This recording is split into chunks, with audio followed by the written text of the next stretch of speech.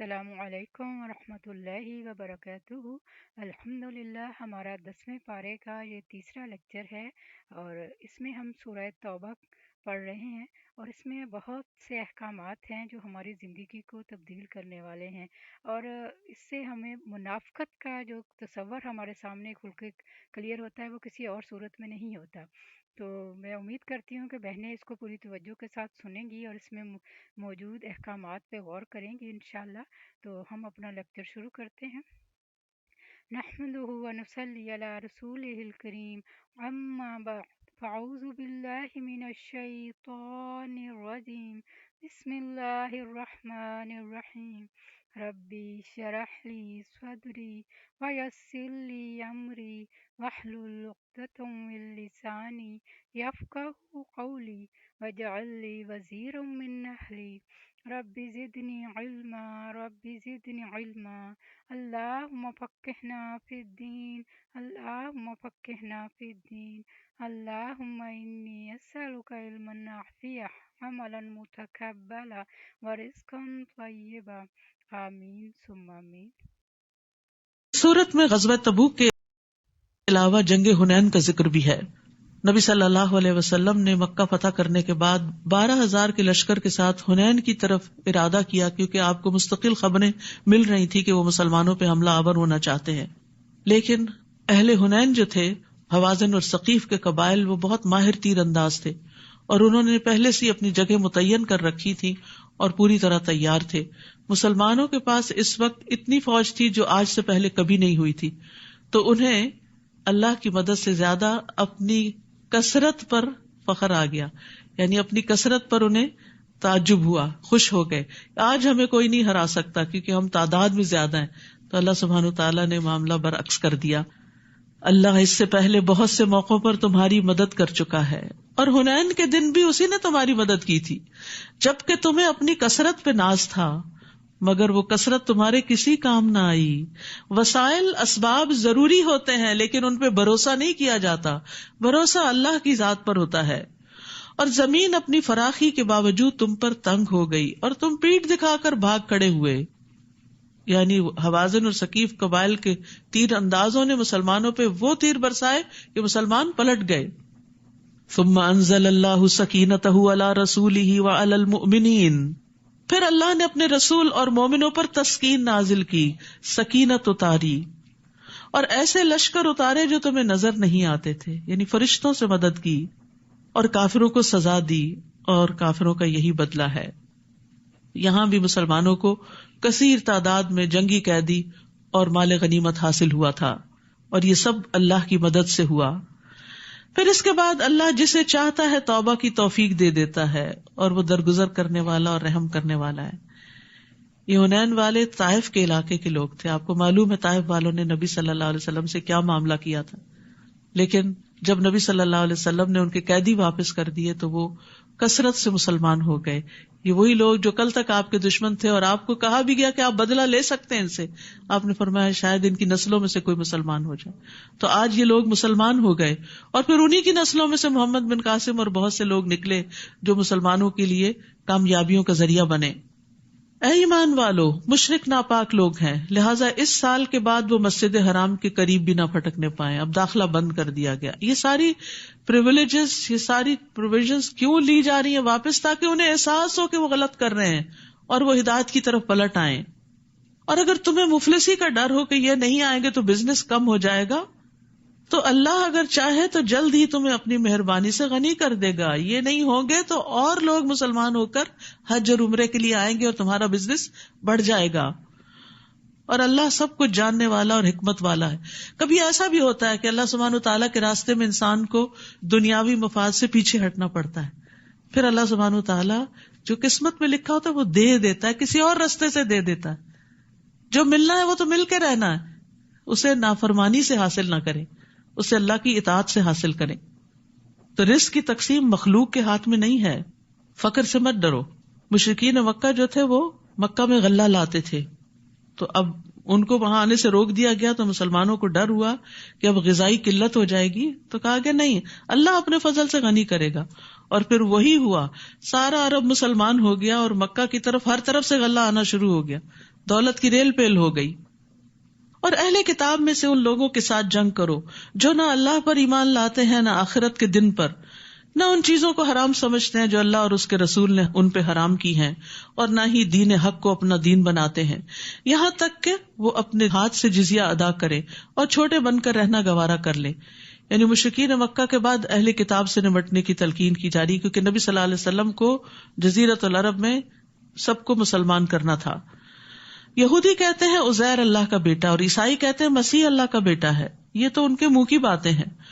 وہ ان کافروں کے قول کی ریس کر رہے ہیں جو ان سے پہلے تھے، کیونکہ مشرکین فرشتوں کو اللہ کی بیٹیاں قرار دیتے تھے، تو ان کے دیکھا دیکھی انہوں نے بھی کچھ ہستیوں کو اللہ کی اولاد قرار دے دیا. اللہ انہیں غارت کرے، یہ کہاں سے بہکائے جا رہے ہیں. انہوں نے اپنے علماء اور درویشوں کو اللہ کے سوا اپنا رب بنا لیا ہے، اور مسیح ابن مریم کو بھی. عدی بن حاتم جو عیسائی تھے، مسلمان ہوئے، جب انہوں نے یہ آیت سنی تو انہوں نے کہا کہ ہم تو اپنے علماء کو رب نہیں بناتے. تو آپ نے فرمایا کہ کیا تم ان کے حلال کو حلال اور حرام کو حرام نہیں سمجھتے؟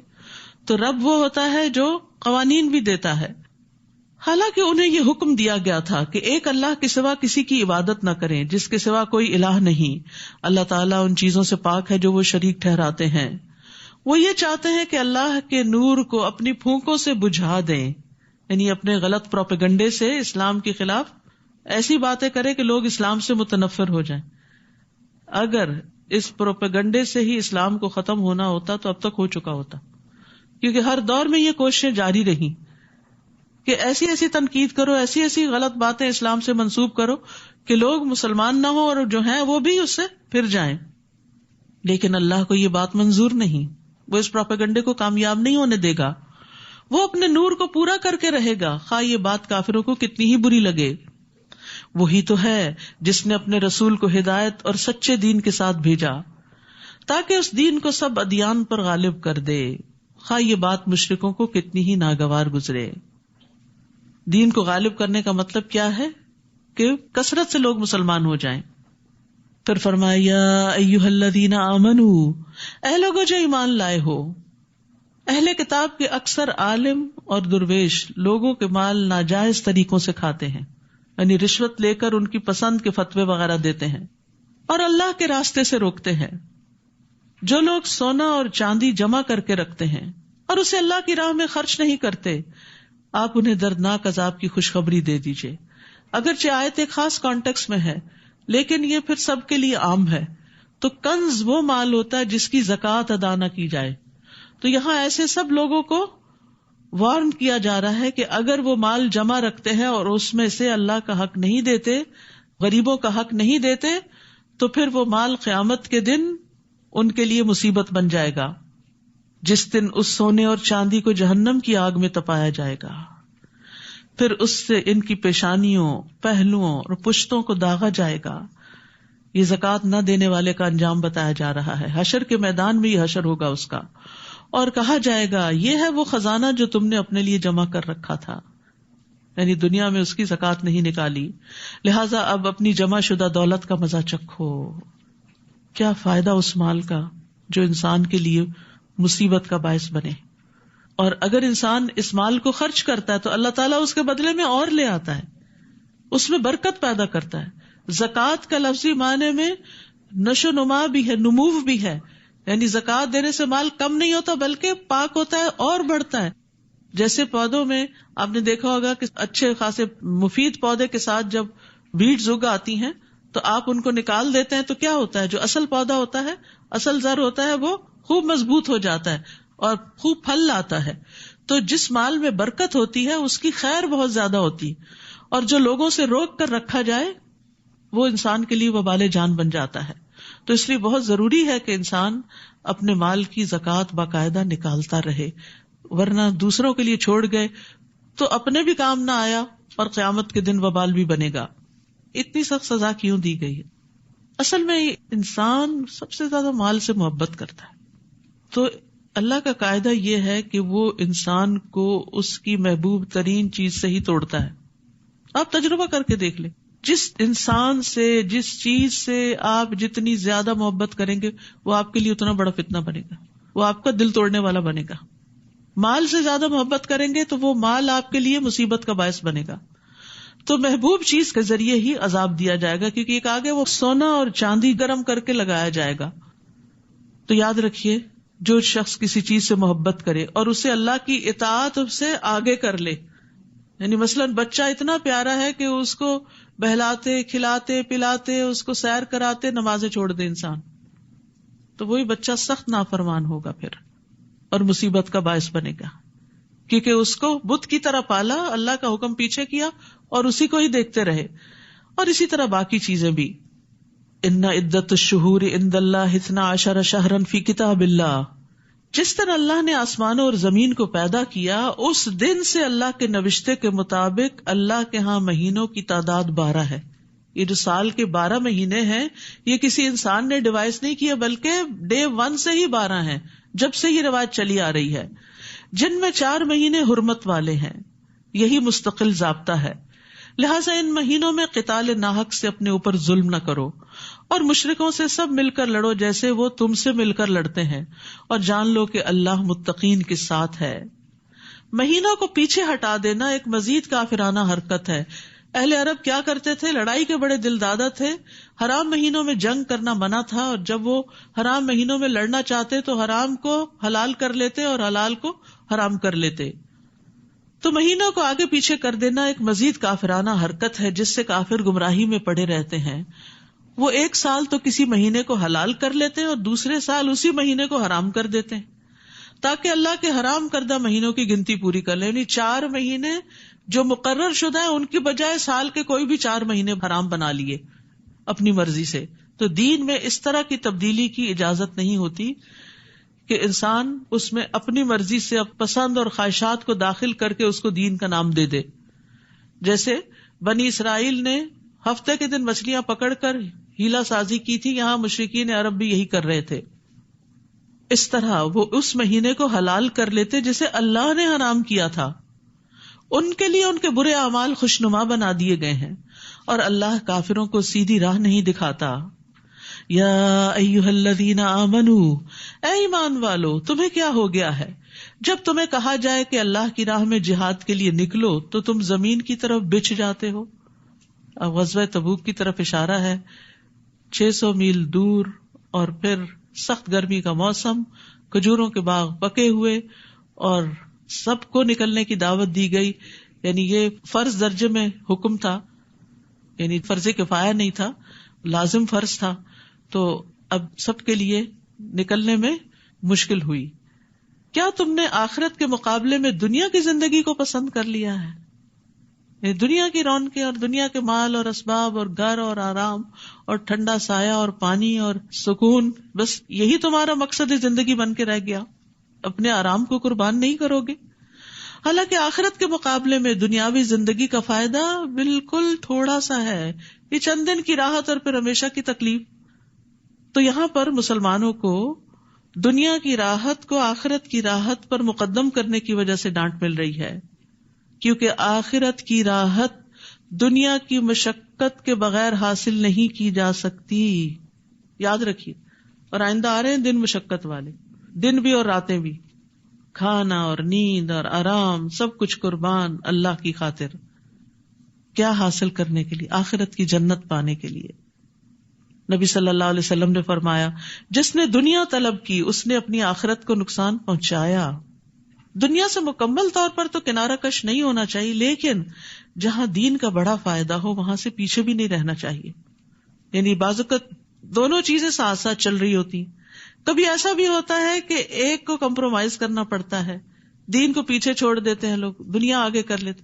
نہیں، دین کو پیچھے نہیں چھوڑنا.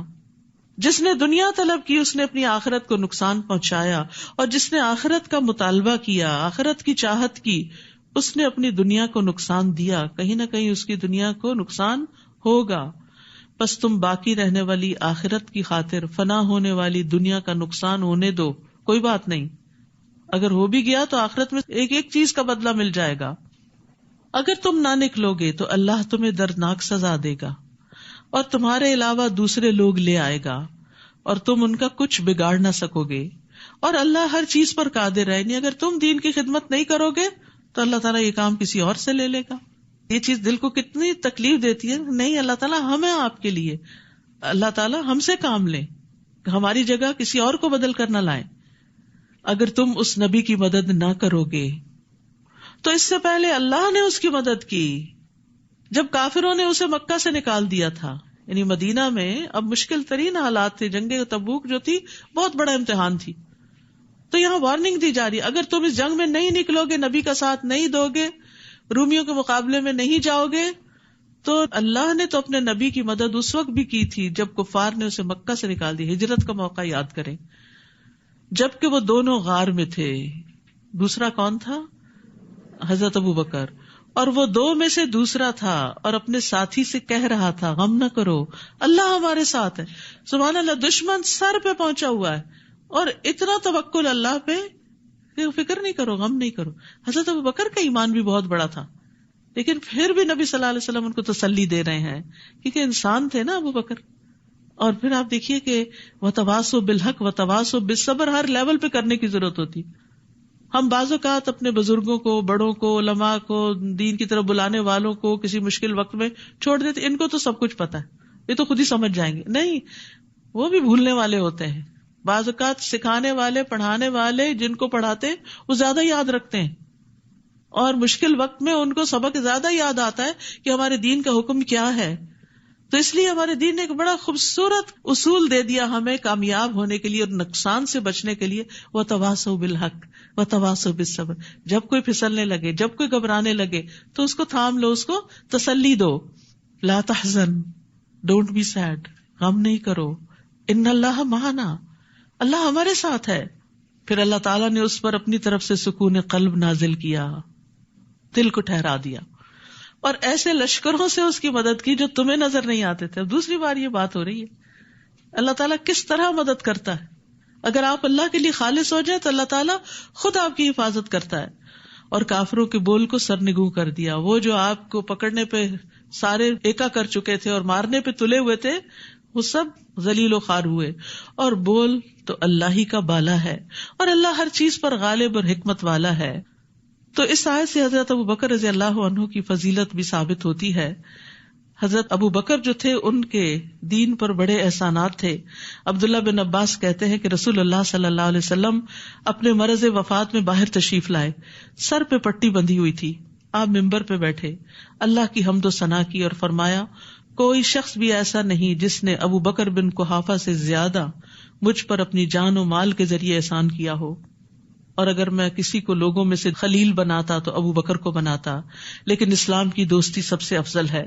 میری طرف سے ابو بکر کی کھڑکی چھوڑ کر اس مسجد کی تمام کھڑکیاں بند کر دی جائیں. اور یہ ان کے احسان کی وجہ سے ان کو اعزاز دیا گیا تھا کہ ان کی کھڑکی کھلی رکھی گئی. وہ نبی صلی اللہ علیہ وسلم پر بہت خرچ کرنے والے تھے. رسول اللہ صلی اللہ علیہ وسلم نے فرمایا ابو بکر کے مال نے مجھے جتنا نفع پہنچایا اتنا کسی کے مال نے نفع نہیں پہنچایا. یہ سن کر ابو بکر رو پڑے اور عرض کیا اللہ نے مجھے صرف آپ کے ذریعے فائدہ پہنچایا، اللہ نے مجھے صرف آپ کے ذریعے فائدہ پہنچایا، اللہ نے مجھے صرف آپ کے ذریعے فائدہ پہنچایا کہ آپ اسلام لے کر آئے، آپ دین لے کر آئے، ورنہ ہم جہالت میں ڈوبے ہوئے تھے. ابو بکر رضی اللہ عنہ رسول اللہ صلی اللہ علیہ وسلم کے ساتھ مکہ میں لازم ہو گئے تھے، ہر جگہ آپ کے ساتھ رہتے تھے. جب آپ تبلیغ کے لیے نکلتے ساتھ جاتے، آپ کو لوگوں کے قبائل کے بارے میں بہت معلوم تھا تو آپ کو گائیڈ کرتے کہ کس قبیلے سے کس طرح بات کی جائے. غار ثور میں بھی آپ کے ساتھ ہی تھے، ہجرت میں بھی آپ کے ساتھ ہی تھے. ہجرت کا حکم آنے سے 4 مہینے پہلے ہی اونٹنیاں پالنی شروع کر دی تھی، اس امید پہ کہ شاید مجھے بھی آپ کا ساتھ نصیب ہو جائے. پھر مدینہ میں بھی آپ کے ساتھ ہر جنگ میں حاضر رہے، بدر، احد، خندق، فتح مکہ، حنین، تبوک، کہیں بھی آپ کا ساتھ نہیں چھوڑا. یہ آپ کے ساتھ وزیر کی طرح تھے.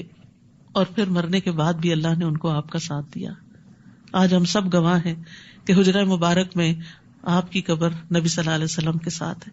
اس سے بڑا کسی کا مقام کیا ہو سکتا ہے کہ اس کو مرنے کے بعد اتنی اچھی عاقبت نصیب ہو اور اتنا اچھا ساتھ نصیب ہو، کیونکہ دنیا میں انہوں نے سخت ترین حالات میں آپ کا ساتھ دیا تھا. تو جو شخص دنیا میں قربانی کرتا ہے، دین کا مددگار بنتا ہے، انصار اللہ بنتا ہے، تو اللہ تعالیٰ دنیا میں بھی اور آخرت میں بھی اس کی مدد کرتا ہے. اور پھر یہاں لا تحزن، غم نہ کرو. غم جو ہے یہ انسان کی صلاحیتوں کو کھا جانے والا ہوتا ہے. اس لیے حتی الوسع کوشش کرنی چاہیے کہ غم اور ڈپریشن سے انسان باہر نکلے. اس کے لیے دوا بھی کھائے، دعا بھی کرے، کوششیں بھی کرے، ہر طرح کی محنت کرے. اور دعاؤں میں خصوصی یہ دعا، اللہم انی اعوذ بک من الہم والحزن والعجز والکسل والبخل والجبن ودلع الدین وغلبۃ الرجال. اتنی جامع دعا ہے یہ.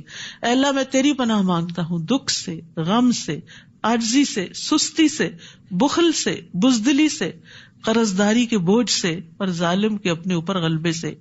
اور غم کے وقت اللہ ہی کو پکارنا چاہیے. نبی صلی اللہ علیہ وسلم پر پریشانی آتی تو آپ لا الہ الا اللہ العظیم الحلیم، لا الہ الا اللہ رب العرش العظیم، لا الہ الا اللہ رب السماوات ورب الارض ورب العرش الکریم پڑھا کرتے تھے. یہ دعائیں یہاں ایاک نستعین کتاب جو ہے اس کے اندر موجود ہے، اور الگ کارڈز کی شکل میں بھی موجود ہیں. ہر وقت انسان اپنے بیگ میں یہ کہیں رکھے، جب کبھی دل پہ بوجھ آنے لگے، پریشانی آنے لگے، فوراً اللہ کو پکارے. رسول اللہ صلی اللہ علیہ وسلم کے الفاظ میں انفروا خفافا وثقالا وجاہدوا باموالکم وانفسکم فی سبیل اللہ ذالکم خیر لکم ان کنتم تعلمون. ہلکے بھی نکلو اور بوجھل بھی نکلو، آسانی یا مشکل ہے نکلو. سفر دور کا تھا لیکن مومنوں کو ابھارا گیا. اور اپنے اموال اور جانوں سے اللہ کی راہ میں جہاد کرو. یہی بات تمہارے حق میں بہتر ہے اگر تم جانتے ہو. تو اس آیت سے پتہ چلتا ہے کہ مال کے ساتھ جہاد کرنا نفس کے ساتھ جہاد کرنے سے زیادہ مقدم. یعنی دین کی سپورٹ میں اپنا مال نکالتے رہنا. یہ نہیں کہ کسی ایک دن نکال دیا کا کافی ہو گیا. ہر روز کچھ نہ کچھ نکالا کریں، جب جب موقع ہو نکالتے چلے جایا کریں تاکہ اللہ کے دین کو قوت حاصل ہو. تو یہاں اللہ سبحانہ وتعالیٰ نے دونوں کا ذکر کر دیا. بعض اوقات ہم صرف مال دے کے خود پیچھے ہٹ جاتے ہیں کہ ہم نے سپورٹ کر دیا نا کسی بھی کاز کو، کسی بھی مشن کو، اور ہمارے پاس ٹائم نہیں، ہم دنیا کمانے میں لگے ہوئے ہیں، ہمارا مال لو تم لوگ وقت لگاؤ. اور وہ صرف چند لوگ گنتی کے رہ جاتے ہیں، پھر وہی ہر کام میں حاضر ہوتے ہیں جن سے سب کچھ کرنا بھی مشکل ہوتا ہے. جتنے زیادہ ہاتھ ہوں گے اتنا ہی کام جلدی نپٹے گا نا، اتنا ہی پھیلے گا، اتنا ہی بڑھے گا. تو صرف اپنا مال والنٹیئر نہیں کیا کریں، اپنا وقت بھی کیا کریں. کچھ نہ کچھ وقت خیر کے کسی کام میں ضرور لگایا کریں. اس سے آپ کے دل کی پریشانیاں ختم ہوگی. اور فی سبیل اللہ لگایا کریں، کیونکہ ہم بعضوں کا دین کے معاملے میں بھی کیا چاہتے ہیں، کچھ دنیا ملے گی تو ہم دین کے راستے میں آئیں گے. ٹھیک ہے، اگر آپ سارا کچھ چھوڑ کر صرف یہی کر رہے ہیں تو آپ کو کچھ حق بنتا ہے. مسلمانوں کو بھی غنیمت میں سے ملتا تھا. لیکن اگر اللہ نے آپ کو دوسرے وسائل سے بہت کچھ دیا ہوا ہو تو مال اور جان دونوں اس راستے میں لگائے اونچے درجے پانے کے لیے. لو کان عرضا قریبا وسفرا قاصدا، اگر دنیاوی فائدہ قریب نظر آتا اور سفر بھی واجبی سا ہوتا، یعنی 600-700 میل دور نہ جانا ہوتا، تو یہ منافق آپ کے ساتھ ہو لیتے، یہ بھی چل پڑتے کہ کچھ حاصل ہوگا، غنیمت ملے گی، کچھ لوٹ کر آئیں گے. مگر یہ مسافت انہیں کٹھن معلوم ہوئی تو لگے اللہ کی قسمیں کھانے. اگر ہم تمہارے ساتھ نکل سکتے تو ضرور نکلتے. بہانے کرنے لگے، قسمیں کھا کے اپنے عذر بتانے لگے. یہ لوگ اپنے آپ ہی کو ہلاک کر رہے ہیں. ایسی قسموں سے اللہ نہیں مطمئن ہوتا، اور اللہ خوب جانتا ہے کہ یہ لوگ یقیناً جھوٹے ہیں. اے نبی، اللہ آپ کو معاف کر دے. آپ نے انہیں کیوں پیچھے رہنے کی اجازت دی؟ حتیٰ کہ آپ پہ یہ واضح ہو جاتا کہ ان میں سے سچے کون ہیں اور جھوٹے کون.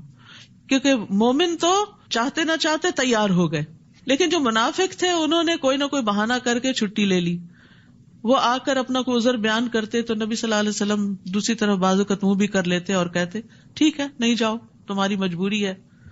انسسٹ نہیں کرتے تھے. تو اللہ تعالیٰ فرما رہے کہ نہیں، ان کو چھٹی نہیں دی جانی چاہیے تھی. پھر پتہ چل جاتا کہ یہ کتنے مخلص لوگ ہیں.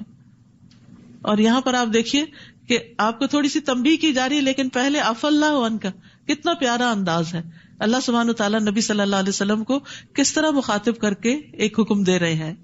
جب کسی کو کچھ ذرا سی نصیحت کرنی ہو جو آپ کو اندازہ ہو کہ وہ اس کو اچھی نہیں لگے گی، تو پہلے اس کی خوبیوں کا ذکر کریں، پہلے اس کو دعا دیں، پہلے اس سے ہمدردی ظاہر کریں. اچھا، ہم میں سے بعض لوگ بڑی غلطی کرتے ہیں. میں ایک بات کہوں گی، آپ مائنڈ نہ کرنا، لا حول ولا، پہلے ہی ایک تیر برسا دیتے ہیں. بندہ خوف زدہ ہو جاتا ہے، اللہ رحم کرے، پتہ نہیں کون سا پہاڑ ٹوٹنے لگا ہے، اور ساری توجہ اس پہ چلی جاتی ہے، اور وہ جو نصیحت کرنی ہوتی ہے ادھر دھیان کم ہی جاتا ہے، اور آپ کی بات افیکٹو ہی نہیں رہتی. قرآن یہ حکمتیں سکھاتا ہے. یہاں سے یہ سیکھیں، اگر آپ نے اپنے بچے کو بھی گھر سے شروع کریں، مشکل سے مشکل کام کہنا، تو پہلے اس کی تعریف کریں، اس کا حوصلہ بڑھائیں، اسے کہیں کہ ماشاءاللہ فلاں جگہ فلاں وقت میں تم نے یہ کمال کر دکھایا، تو مجھے تم سے امید ہے کہ تم یہ کام بھی کر جاؤ گے، کیا خیال ہے، چلو یہ کرتے ہیں بس. اور وہ خوش ہو کے شروع ہو جائیں گے. لیکن ہم کہتے ہیں نکمے ہو، کچھ نہیں کیا، اب بھی تم سے کوئی توقع نہیں، لیکن یہ کہ کرنا ہی پڑے گا تمہیں. ایسے نہیں ہوتا، ہم اپنی بات خود ہی گنوا دیتے یا پیچھے ہی پڑ جاتے ہیں اور دوسرے کو سوچنے کا بھی موقع نہیں دیتے. تو جب مشکل ڈالنی ہو کسی پہ، پہلے آسانی سے بات کریں، پہلے ذہنی طور پہ تیار کریں. جب گراؤنڈ پریپیئر ہوتا ہے، زمین کو نرم کر لیا جاتا ہے، تو ہر طرح کا بیج قبول ہو جاتا ہے. اور پھر تھوڑا تھوڑا پانی بھی ڈالتے رہیں تاکہ وہ زمین نرم ہی رہے، پودا اگ سکے. ہم کیا کرتے ہیں، ایک دفعہ تعریف کی، اس کے بعد بھول گئے، اور اس کے بعد ڈانٹ ڈپٹ، پھر کام نہیں کیا. نہیں، پھر یاد دہانی بھی کرائیں کہ وہ جو کام تھا اس کا کیا بنا، کتنا ہوا. چلیں اگر کوئی مشکل ہے تو مل کے سوچتے ہیں اور کرتے ہیں.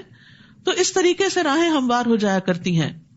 جو لوگ اللہ پر اور آخرت کے دن پر ایمان رکھتے ہیں، وہ آپ سے ایسی رخصت نہیں مانگتے کہ انہیں اپنے اموال اور جانوں سے جہاد کرنے سے معاف رکھا جائے. وہ نہیں چھٹی مانگتے، اور اللہ پرہیزگاروں کو خوب جانتا ہے. آپ سے رخصت صرف وہی لوگ مانگتے ہیں جو اللہ پر اور آخرت پر ایمان نہیں رکھتے اور ان کے دل شک میں پڑے ہوئے ہیں، وہ اپنے اسی شک میں متردد ہیں. یاد رکھیے، بعض اوقات دین کا جو کام ہوتا ہے نا، وہ چھٹی کے دن بھی کرنا پڑ جاتا ہے. یعنی جب سب کی چھٹی ہوتی ہے اس دن آپ کو کام کرنا پڑ جاتا ہے. جب سب لوگ چلے جاتے ہیں، ٹریول کر جاتے ہیں، آپ کو ان کی جگہ فل ان کرنا پڑتا ہے. تو اس وقت بیزار ہو کے کام نہ کریں، سعادت سمجھ کے کریں کہ اللہ نے مجھے چنا، اگر وہ لوگ ہوتے تو میں کہاں اس قابل تھی. لیکن عموماً انسانی نفسیات ہیں، جب دیکھتا سب بھاگ رہے ہیں تو انسان کہتا ہے میں بھی بھاگ چلوں. تو اس موقع پر بھی اپنے آپ کو قابو میں رکھنا چاہیے. اور جہاں جس کام کے لیے کوئی تیار نہ ہونا تو اپنے آپ کو پیش کر دیا کریں کہ یہ میں کر لوں گی، مجھے دے دیں. کیونکہ اپنے ذاتی کاموں کو ہم سب بڑے شوق سے کرتے ہیں. گھر میں مہمان آ رہے ہوں، کرسیاں لگانی ہو، سب بھاگ بھاگ کے کریں گے. لیکن مسجد میں اگر لگانی پڑے تو ہم ہی رہ گئے والنٹیئر کرنے کو، اور لوگ کہاں ہیں. آپ کو اللہ نے موقع دیا ہے، شکر کریں کہ آپ سے کوئی خدمت لی. تو اس لیے نیکی کے کاموں میں جو فی سبیل اللہ ہو، پیچھے نہ رہا کریں، کیونکہ وہ صرف اللہ کے لیے ہو رہے ہوتے ہیں. اور دین آگے نہیں بڑھتا جب تک ہم فرض کے ساتھ نفل ادا نہ کریں. کیونکہ ہم فرائض کو، میری ڈیوٹی کیا ہے، میرا دن کون سا ہے، میرا ٹائم کون سا ہے، بس اتنے کے لیے میں حاضر ہوں، اس کے بعد مجھے کانٹیکٹ نہ کریں، اس ٹائم کے بعد مجھے کوئی میسج نہ کریں. یہ کیا ٹرینڈ ہے، یہ کیا طریقہ ہے. بعض اوقات ایمرجنسیز بھی ہوتی ہیں، ہر کام صرف وقت کے اندر پورا نہیں ہوتا. اور کتنا ہی وقت ایسا ہوتا ہے جب ہم کوئی کام بھی نہیں کر رہے ہوتے، اس وقت کا ہی کفارہ ادا کر دیں کہ جب آپ اس ٹائم کی پیمنٹ لے رہے تھے اور آپ کے پاس کوئی کام نہیں تھا، اور اب آپ سے آفٹر آور کوئی کام کرنے کو کہا جا رہا ہے، تو اس میں کر کے اپنے اس وقت کا بھی کفارہ دے دیں. تو دین کے کام میں چاہے وہ کہیں ہو، ایک کیل ہی ٹھوکنا کیوں نہ ہو، سعادت کا باعث سمجھے. جب تک ٹھکا رہے گا آپ کا اجر لکھا جائے گا. کہیں پینٹ ہی کیوں نہ کرنا، جب تک وہ برش پھرا رہے گا، تلاوت سنتا رہے گا مسجد میں، اجر آپ کو ملتا رہے گا. فاستبقوا الخیرات، نیکیوں میں آگے بڑھیں. السلام علیکم ورحمۃ اللہ وبرکاتہ. الحمد للہ، یہ آیات تو تھوڑی سی تھیں لیکن ان کی تفصیل بہت زیادہ تھی، اور ہماری زندگی سے اس کا بہت گہرا تعلق ہے. اور ہمارا وقت اور ہماری صلاحیتیں ایک امانت ہے اللہ تعالیٰ کی. تو ہمارے لیے بہت ضروری ہے کہ ہم ان کو صحیح معنوں میں اور صحیح طریقے سے استعمال کریں. ہمیں اپنے ایک ایک لمحے کو بہترین طور پر استعمال کرنے کی ضرورت ہے، تاکہ اس سے ہم اپنی آخرت کا فائدہ حاصل کر سکیں. تو امید کرتی ہوں کہ بہنوں نے اس میں سے بہت سے اپنے لیے لیسن لیے ہوں گے، اور اللہ تعالیٰ سے دعا بھی کرتی ہوں کہ یا اللہ، ہم آپ سے وہ ساری بلائیاں، ساری رحمتیں، سارا فضل مانگتے ہیں جو ہمارے پیارے نبی حضرت محمد صلی اللہ علیہ وآلہ وسلم آپ سے مانگا کرتے تھے. یا اللہ، ہم ان تمام شرور سے پناہ چاہتے ہیں جن سے ہمارے پیارے نبی حضرت محمد صلی اللہ علیہ وآلہ وسلم مانگا کرتے تھے. ربنا تقبل منا انك انت السميع العليم وتب علينا انك انت التواب الرحيم. سبحان ربك رب العزة عما يصفون، سلام على المرسلين، الحمد لله رب العالمين. سبحانك اللهم وبحمدك أشهد أن لا إله إلا أنت أستغفرك وأتوب إليك. السلام علیکم ورحمۃ اللہ وبرکاتہ. جزاک